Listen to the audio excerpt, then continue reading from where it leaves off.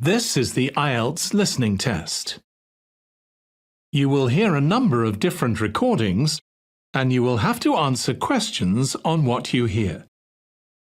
There will be time for you to read the instructions and questions, and you will have a chance to check your work. All the recordings will be played once only. The test is in 4 parts. At the end of the test, you will be given 10 minutes to transfer your answers to the answer sheet. Now turn to Part 1.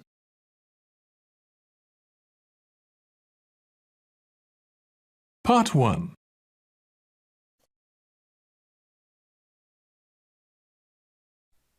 You are about to hear a telephone conversation between a man and a woman about a rental property. First, you have some time to look at questions 1 to 7.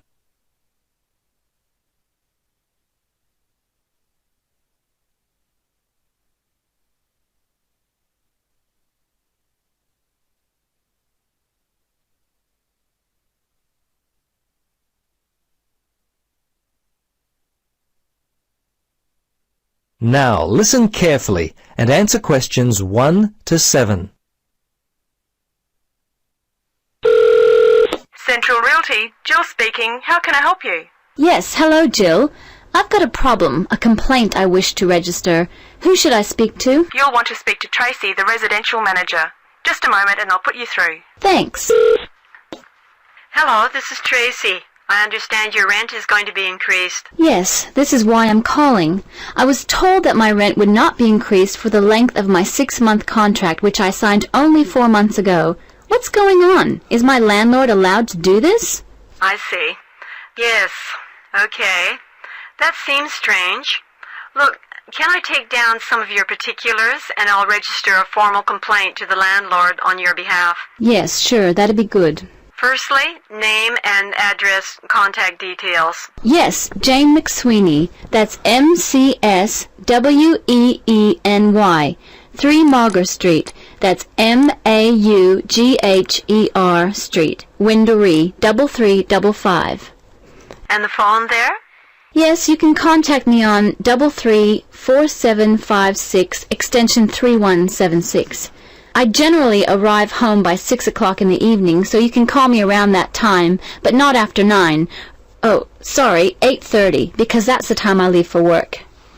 Okay, so I should note down that the problem is that your landlord wants to raise your rent. And when did you first move in? Yes, well, the contract began on August 1st, and... oh, hang on. Sorry, that's the ending date. We actually moved in on February the 1st. Before you listen to the rest of the conversation, you have some time to look at questions 8 to 10.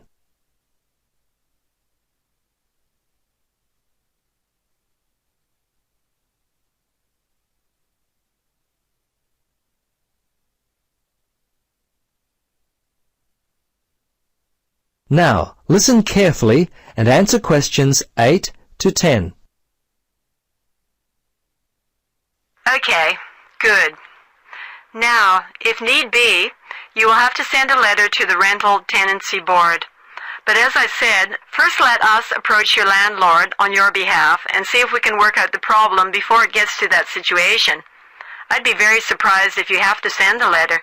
95% of these kinds of problems get solved early on. Okay. Now, if you have any problems you need to discuss, feel free to come in and talk with the general manager. In the meantime, if you would just wait until we receive an answer from your landlord, we'll be able to then plan our next step. Is there anything else I could be doing? Well, you could write a letter to the RTB listing all the events as they happened from your point of view. But as I say, hold on to it. Don't send it unless we have to. Well, that's about it for now. Thanks for your call. I'm sure we can sort this out. Thanks very much for your help. I hope we can sort it out too. Bye for now. Yes, bye.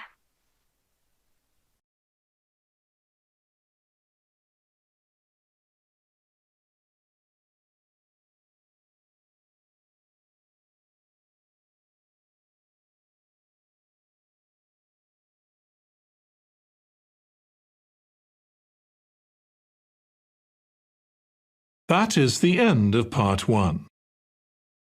You now have 1 minute to check your answers to part 1.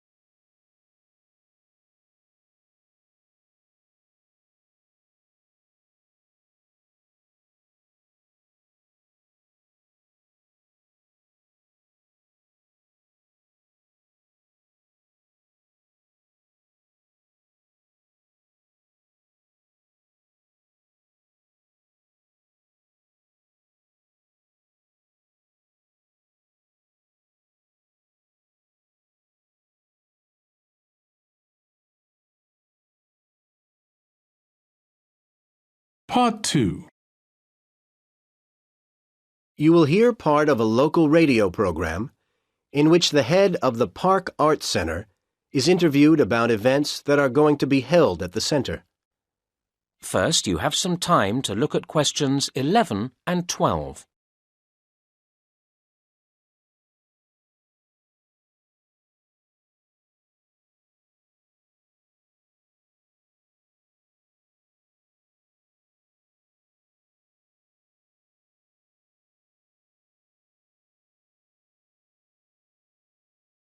Now listen to the first part of the talk and answer questions 11 and 12. And next on City Life this week, we have with us in the studio Harvey Bowles, head of the Park Arts Centre. He's here to tell us about forthcoming events at the centre. Harvey, welcome. Hello, thank you. So, what can we look forward to first at the Park Centre? We've got a very exciting programme lined up for you. The next event will start on the 18th of February and run till the 24th. Times for the event? Twice each day at 2:30 and 7:30 p.m. There'll be a folk music concert and we're sure this is going to be very popular. A range of excellent musicians are coming, some playing for the first time in this country. And for those who want a souvenir, or for people who don't manage to get to the performances, the foyer shop will be selling a CD showcasing the great talents of the performers. Sounds good. Now you have some time to look at questions 13 to 20.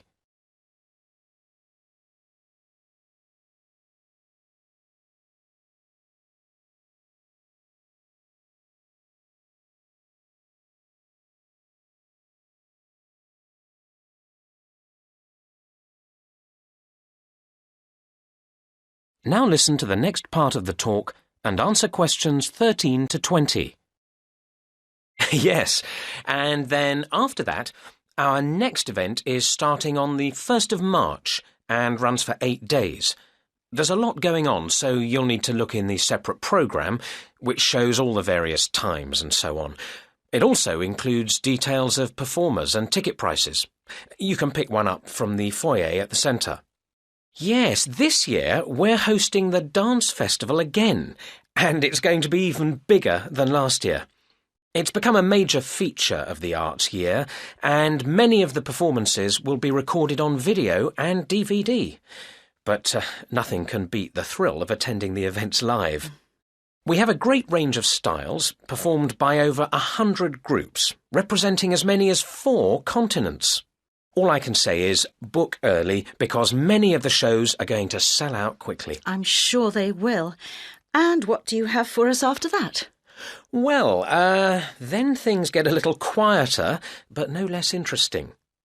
From the 14th to the 20th of March, every evening at 8, we go into cinema mode, and we're showing a fine new film. I expect you've seen reviews of it.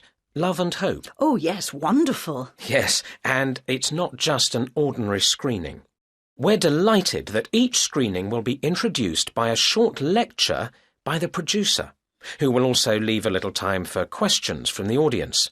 Again, I recommend early booking for this. It's bound to be popular. I'll be there. Anything else lined up at this point? Yes, we've got a special one-day event on April the 2nd. The times aren't fixed yet, but I can tell you that we're having a singing competition. Oh, yes? There'll be a large number of entrants, and the talent should be impressive.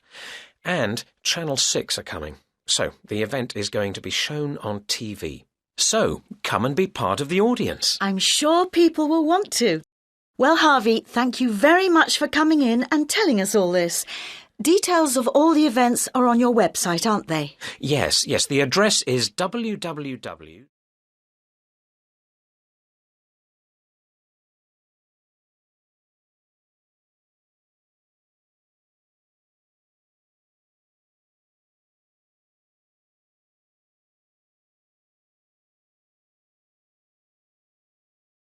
That is the end of Part 2.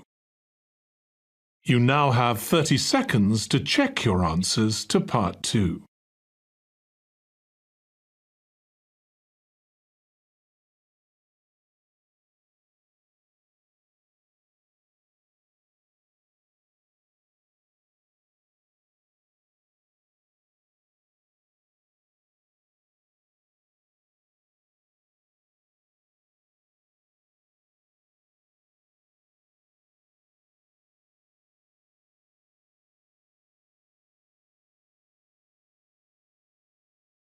Part 3.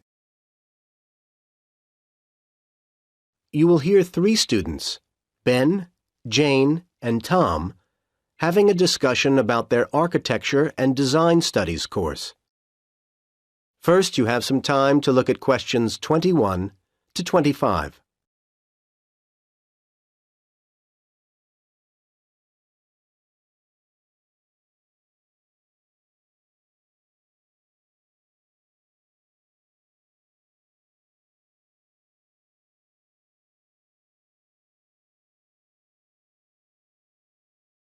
Now listen to the first part of the conversation and answer questions 21 to 25. So, Tom, did you manage to get all your reading done? Yes, Ben, I did. What about you, Jane? Me too, though it took much longer than I thought it would. Yeah, some of those dissertations are really long, aren't they? I'm not looking forward to having to write mine. Well, that's not till next year. So, shall we compare thoughts about our reading? Let's start with 20th century architecture. I thought it was pretty impressive.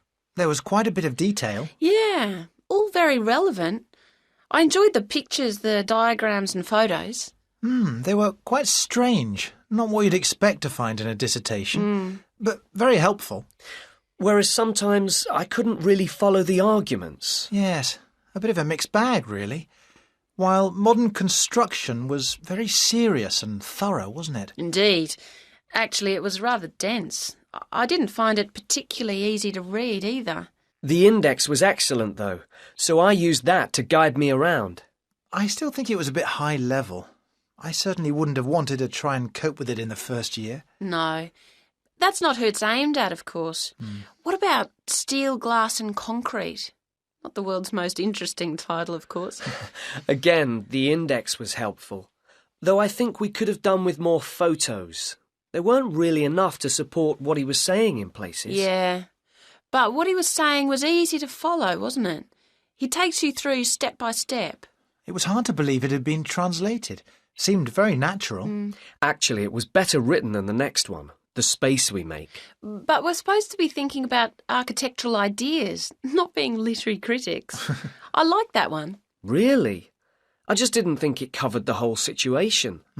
It didn't put the question of housing into the context of the time. You mean how in the 50s economic austerity limited the finances available while a growing population needed housing quickly? Exactly. Again, I think you're asking too much of these dissertations. Perhaps you're right. Well, I did like change and tradition anyway. Very focused. Yes, although I did think it was oddly arranged in some ways. When you went to the index to track something down, you couldn't necessarily find what you wanted. I know what you mean. But I have to say, I'd be very proud if I'd written any of these. True. And you will next year. Now you have some time to look at questions 26 to 30.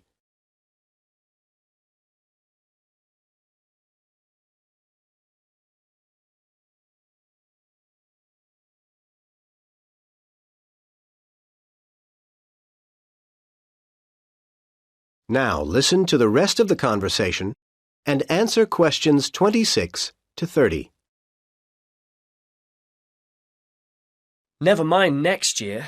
It's this year that's the problem. I'm never going to get this assignment done. Yes, you are. Come on, let's make a plan for you. Please. I'm just not sure where to go from here. I could look at city plans, study the layout of housing developments. I think you need a closer focus. The approach to small houses won't necessarily tell you what you want to know. You'd be better to concentrate on large private houses. Study the drawings of those. OK. Though I don't know how much useful detail I'll be able to get from the kinds of plans that are easily available from that period. It's true, they can be limited. But what you could do as a next stage is go onto the web. There's loads of useful stuff there. More detailed plans, you mean? Well, I was thinking more of illustrations, that kind of thing. Do a search for window designs. I'm sure you'll find some good ones. I agree. And not just online. See what you do find there, and then, for your next step, check both campus libraries. I think you'll be able to get hold of books which will give you further information. And you need to know more about typical furniture of the time. This is all very helpful. Thanks, guys. I'm beginning to think I should be able to get something done for Dr. Forbes after all. At least I can see I'll be in a position to tell him the section headings. Well, a bit more than that would be better. Put your outline plan together and give him that to look at. Yes. But I'll still need to keep reading, won't I? Yeah. Once Dr. Forbes has okayed what you've done at that point, you could then go and see Dr. Gray. He's very approachable, and I'm sure he'd be happy to provide you with further references, and then you could take it from there. That'd be really useful. Well, thanks again. Let me get you both another coffee.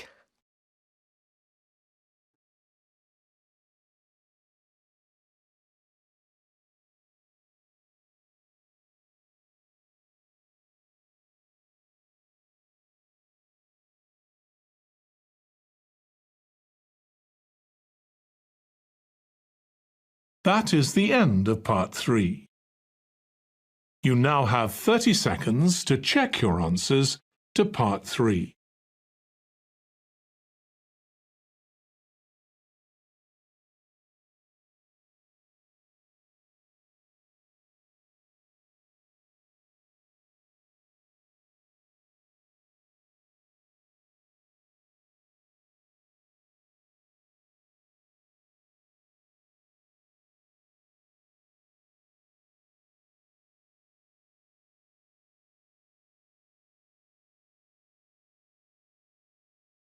Part 4.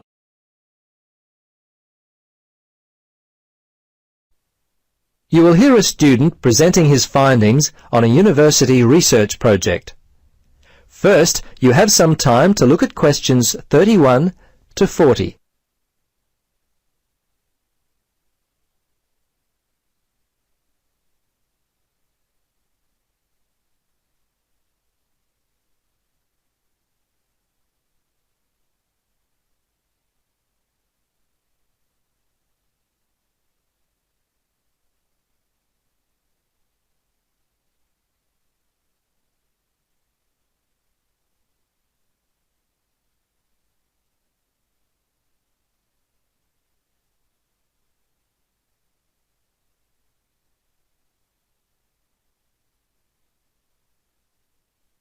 Now listen and answer questions 31 to 40. Welcome and thank you for coming. My name is Jeff Robinson and it's my pleasure to speak to you today.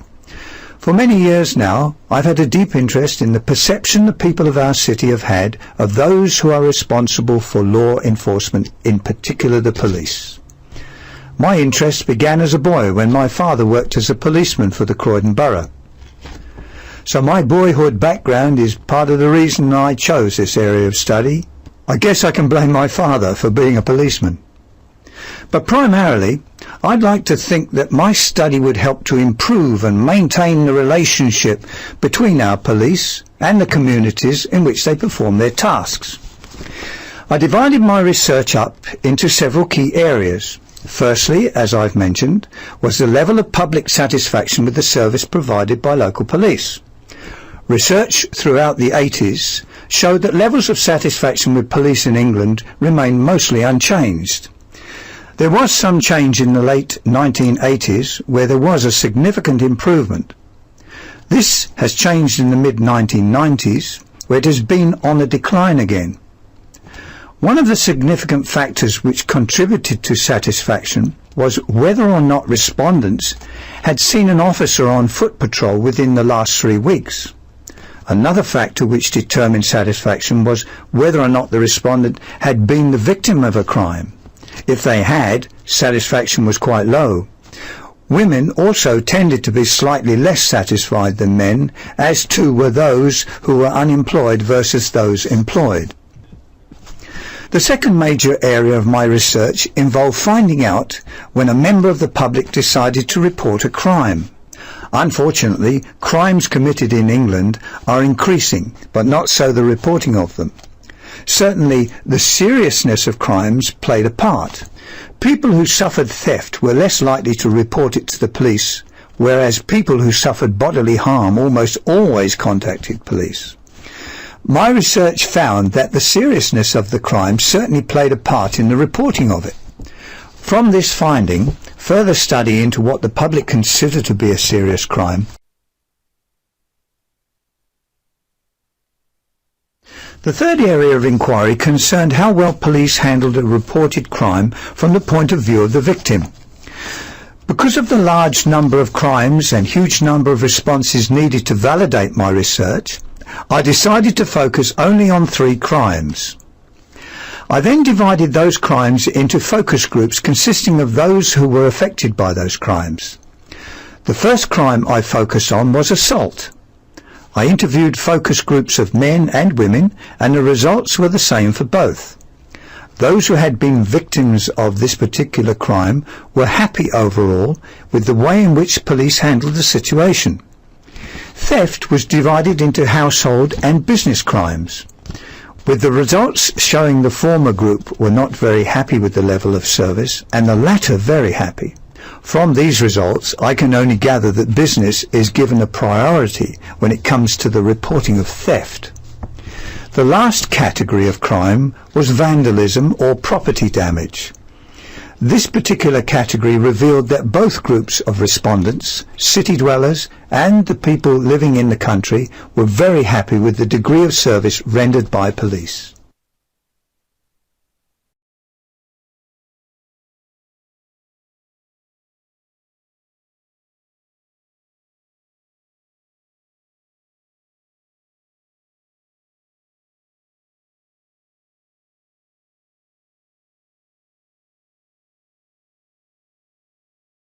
That is the end of part 4. You now have 1 minute to check your answers to part 4. That is the end of the listening test. In the IELTS test, you would now have 10 minutes to transfer your answers to the answer sheet.